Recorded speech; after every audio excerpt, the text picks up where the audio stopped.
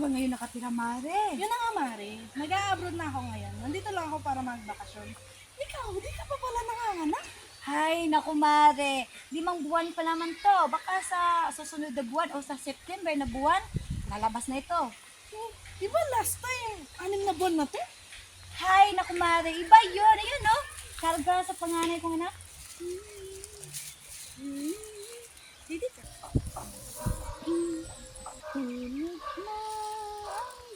Uy, ang bilis niyo naman. Maghinay-hinay lang kayo.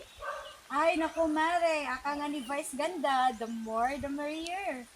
Siya, sige, alis na muna ako. Oh, sige, sige, Mare. Ay, tika, Mare.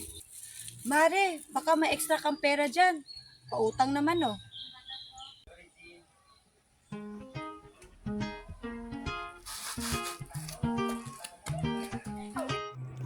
Noong sanggol pa lang ako, may nabuo na namang kapatid ko.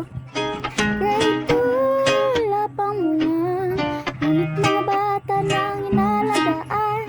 Grade 6, 12 na ako, kasing dami na ng kapatid ko. Sabi niyo, isa na lang, 12 na palang kahulugan.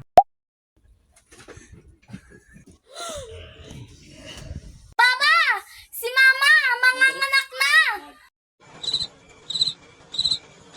Tagay, pre. Pre, di ka ba pinapagalitan ng asawa mo? Ako, pagpagalitan.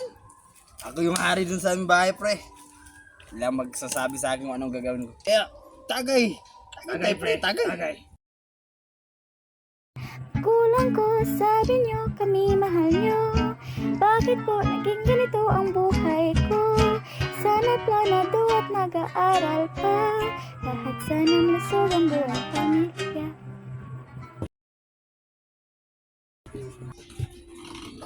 Kanino anak yan?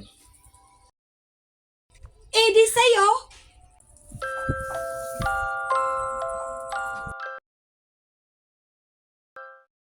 Ang planadong pamilya ay may planadong kinabukasan.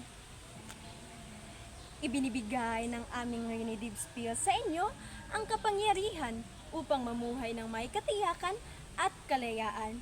Maaari mong siguruhin ang kinabukasan mo ay planado. E-message kami para sa karagdagang impormasyon tungkol sa aming produkto na nagbibigay proteksyon at seguridad sa inyong kinabukasan. Isang hakbang sa siguradong hakbang. Sa Unidibs Pills, kami maaasahan.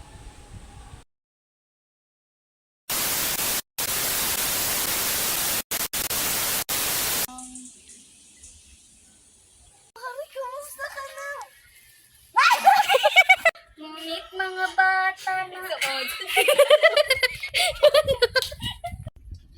Noong sanggol, 12 na ako, kasing dami na ng pamilya ko. 12. Magagawin tayo, magagawin tayo. Tagay! Tagay. Ay, layo, tingin ko.